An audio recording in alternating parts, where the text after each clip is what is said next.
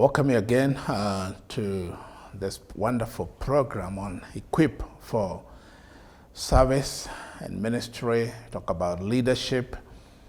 And our focus today is on discipline. And you wonder why some people will achieve more than others in life.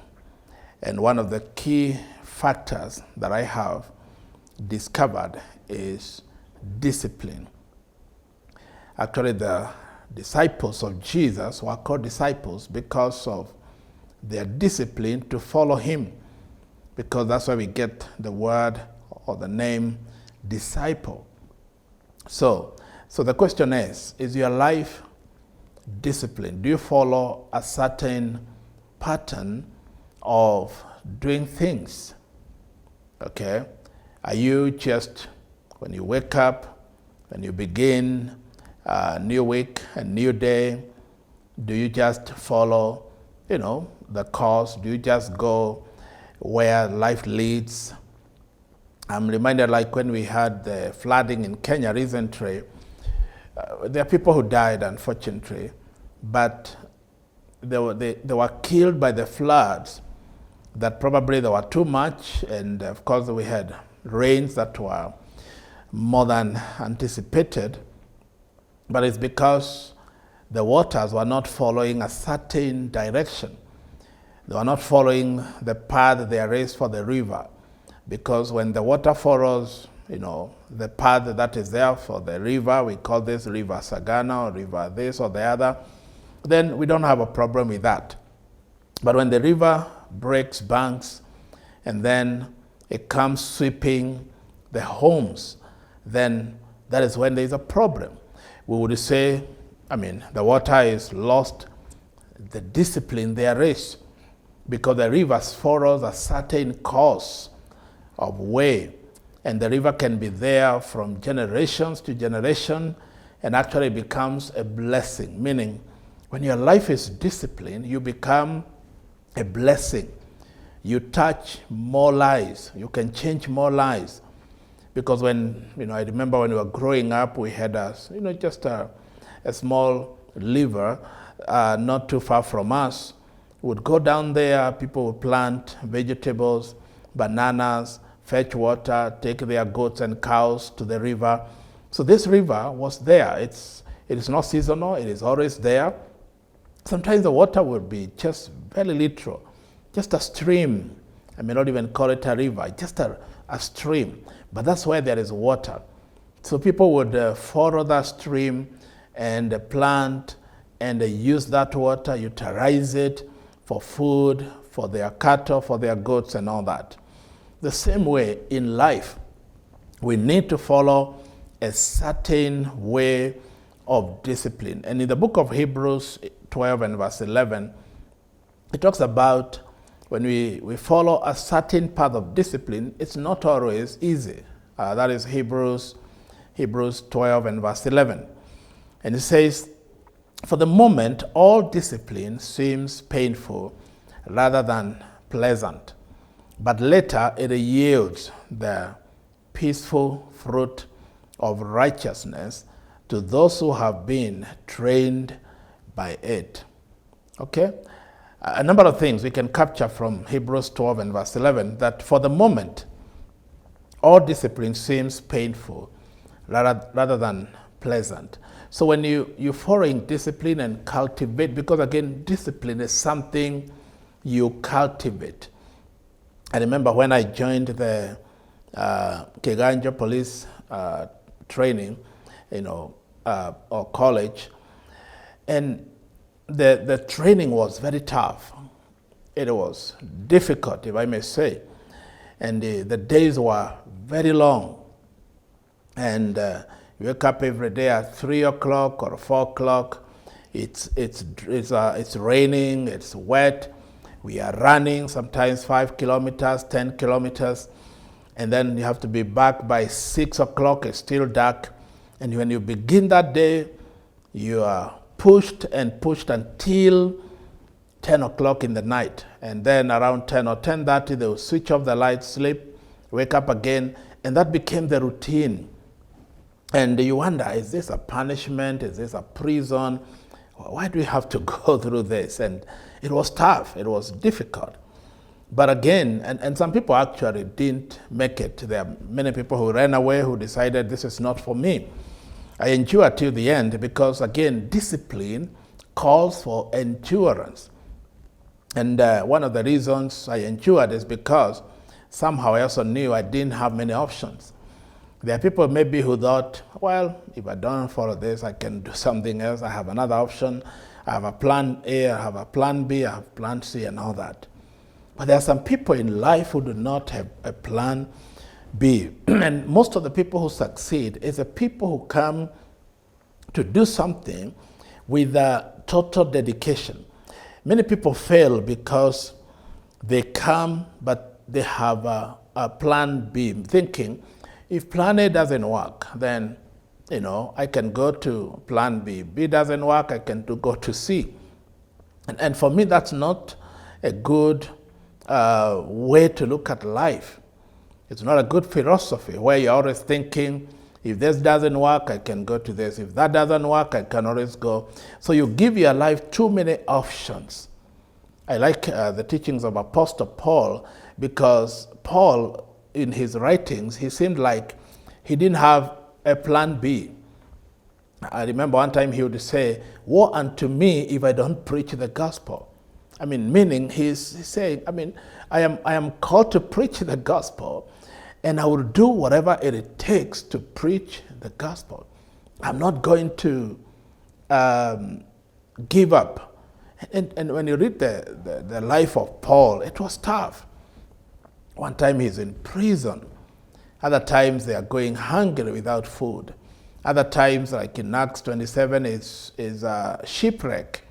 Other times they are beaten. I remember one time he was, I think in the book of Acts, he was dropped in a basket, a whole, grown-up man, because there were people who were waiting at the gate to kill him. And so they decided, we can rescue this man and not kill him or allow him to be killed.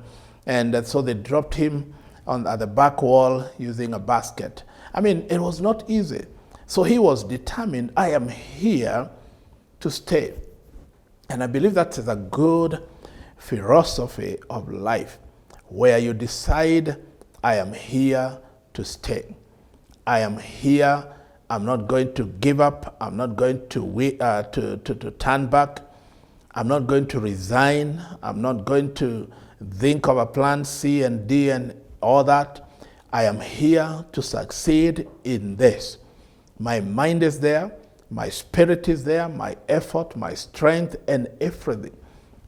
Loving God is also not easy. And when God says, the scripture says you shall love the Lord with all your strength, with all your might, with all your being, with everything, it means you don't have another plan. When you come to him, you follow him.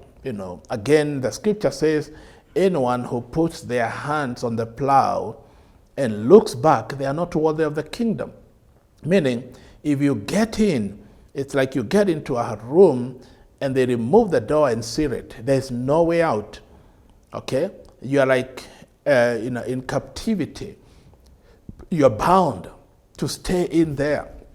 And I believe that's the way many people, whether in business, in marriage, in leadership, in ministry, succeed. There are even people who come to ministry thinking, let me try.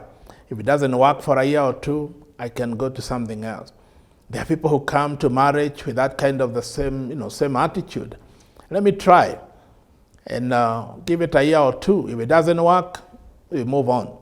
When you come with that kind of a mentality, with that kind of attitude, if that is your philosophy in life, you will not succeed. You will not make it. You have to determine that which I have started, I will finish. Okay? Actually, the Bible calls Jesus the author and finisher of our faith. That's important. He's the author and also the finisher. He's also called the Alpha and the Omega. So meaning, there is no in between, or rather, there's no giving up in between. So that is discipline. And that's why the writer of the Hebrews says, for the moment, all discipline seems painful rather than pleasant. Again, you can't just, in life, you can't just look for the present. I mean, it's like most of us love dessert, but you can't live your life on dessert. You can't have dessert in the morning, have it for lunch, have it for dinner. No, it's once in a while. You can't do that because he says for the moment it's not pleasant, because the reason we like dessert is because of the taste. It tastes nice, the sugar, the cream, and all that. But you see, there are things you need to, some of them mean, like when children are growing up, they don't like vegetables, they don't like some fruits, because they're already going for that which is sweet and that which is pleasant. But you can't live your life just looking for the sweet, the pleasant, the good looking. There are times even in business, let's say you begin a business, you begin a career, you begin some work. There are times you don't even have anybody to help you. And you are the founder, you're the CEO, you're the director, and you have to fold your hands and or your sleeves and decide, I will do it. I will, my hands will be dirty. I will put on the gumboots and get in the farm and do what I must do. Because, especially when you begin something, it calls for a lot of discipline. It calls for a lot of dedication and commitment before probably you can even get other people who could help you along the way. And that's how you learn. That's how you do it. When you look at the life of Jesus, when he began ministry, he was like doing it alone. He was preaching, teaching, praying. And then the disciples were slowly catching up, and they would watch him, preaching and praying. And then later on they came to him and said, teach us how to pray. And then he would send them out 2 by 2, go and preach the gospel. They come excited, oh, miracles are happening, demons are obeying us and all that. And well, because he was training them, but initially he was the one doing everything, healing everybody, preaching, teaching. But later on he had all these people that were, especially the 11 without Judas. And of course, Apostle Paul joined later. But all of them were so committed that now he did not need to be here. And he said, I'm going back to my Father. And he told them, the things I do, you will do even greater. You will do greater works. He was secure. Because again, if you're going to raise people to do what you are doing, you have to be secure. You can't raise people when you are insecure. Okay? This is an important principle. If you're going to raise people, you have to trust them, you have to empower them, you have to delegate. The Bible talks about Moses when, I believe in the book of Exodus, when he was, the father-in-law Jethro came and visited with him. And he looked at him and the way he was doing things, and he was concerned. And he said, hey, my son, the way you're doing things, it's not right. People would come and queue for the whole day. Moses would go back home tired. You can tell he's not even productive at home, or rather he doesn't even have good time for his family because his days are long and tiring, frustrating. And Jethro told him, hey, Moses, listen to me. If you do this, one, people will be very frustrated. They'll be going home tired. You see 200 people today, tomorrow 300, the other day 200 or 100, and others have to come back for 3-4 days before they can see you. And he gave him good advice, and he said, get 70 people, pray for them. God will remove the spirit in you, the spirit, small s, and then put it in them, and they can do the work. They only bring to you that which is very difficult. And that's an important principle in leadership. Learn how to delegate. And you don't just delegate responsibilities, you delegate also authority. And when you delegate authority, you allow the people to make decisions. That's what Moses was being taught by Jethro. So you allow the people to make decisions. So you don't just delegate, responsibilities and errands and do this, do the other. People who can grow up and make decisions. So, and this is an important principle that discipline may seem painful, especially when you are cultivating it. The people who run, the people who walk, the people who play a certain sport or game or even football, when you start or when they start, it's painful. But over time, their bodies get used to it. They can run, they can walk, they can, they can lift weights. But when you start, you go home that day feeling like, I don't think I'll ever go back again. Why? Because your body has not been used to it. So discipline calls for consistency, and that is also important. When you become consistent in a particular discipline, in a particular thing that you are doing, and you desire to grow in it, then over time you become better and better. People who we celebrate today, whether in sports or in business or in management, in leadership, in entertainment, in music and all that, it's people that have perfected the art. They have the art of consistency. They don't come in today, go for 5 years, come back. They do what they do and they are consistent, okay? Because we only succeed in what we do consistently.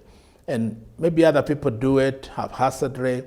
Other people will do it today, come back after 1 year, 2 years. But when you're consistent in doing something, you succeed when other people are failing. And that is a key principle. So he says it may be painful, it may not be good per se, in quotes, it may not look prestigious, because especially today people are looking just for the glamorous, the prestigious, the good looking. It's like people are looking for dessert everywhere and every time. In life, you can't live life on dessert. There's time to go for the hard meat. I believe it's in the book of Hebrews where Paul again was talking to the people, and he says, you guys are not growing. I believe Hebrews chapter 5, chapter 6, and he was kind of complaining about these people, and he was saying, you're not growing. I have to keep feeding you milk, soft food for babies, for children. You are not maturing. And actually he said to them, by now you ought to be teachers, but you are still babies. I still have to come back and teach you the basic principles, which is not right, which is not good.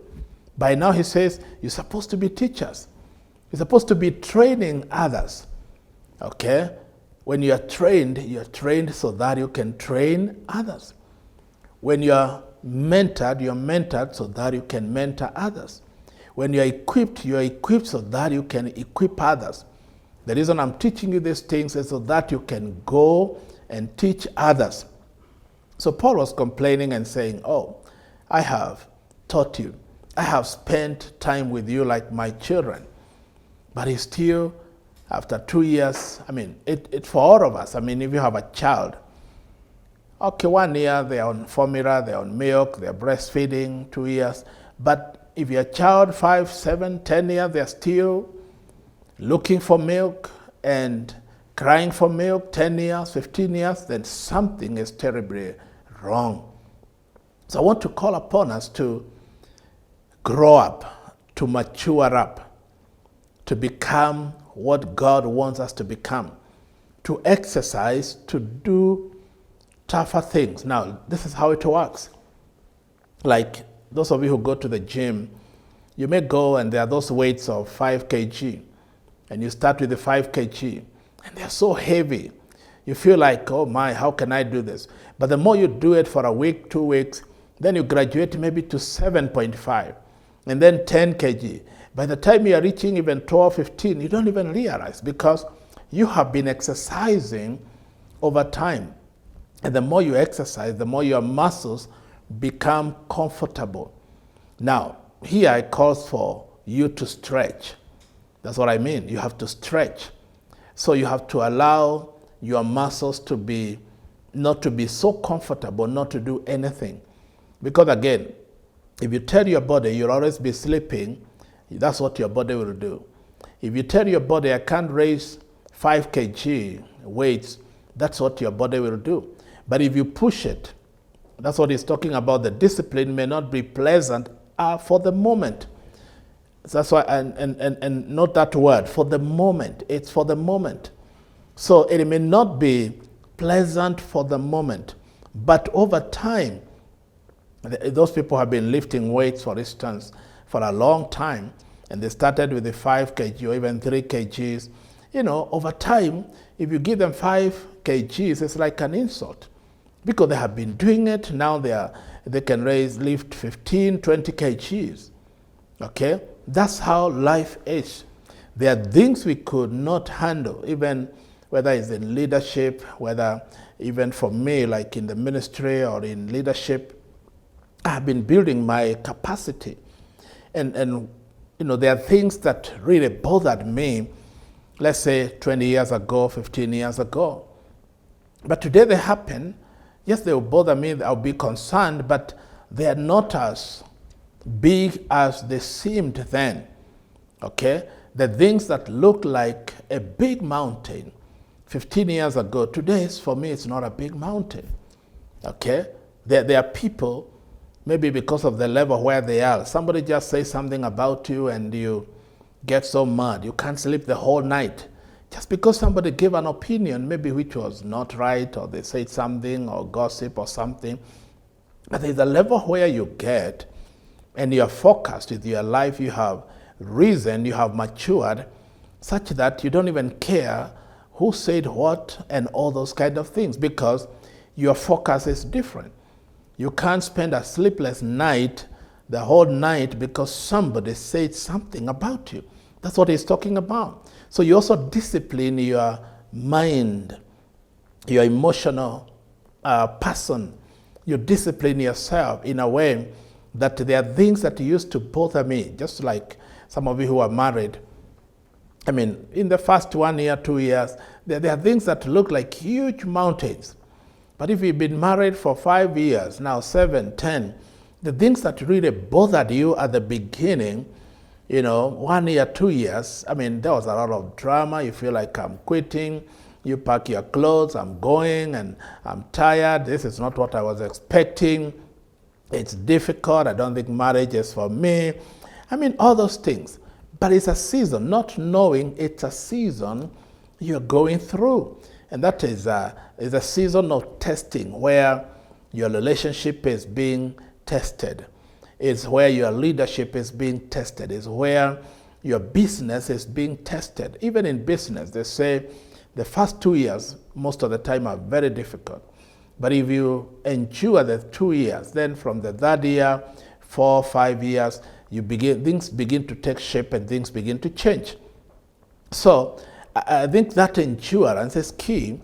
That consistency is key because it is part of discipline in what we are going to achieve or even what we are following in life.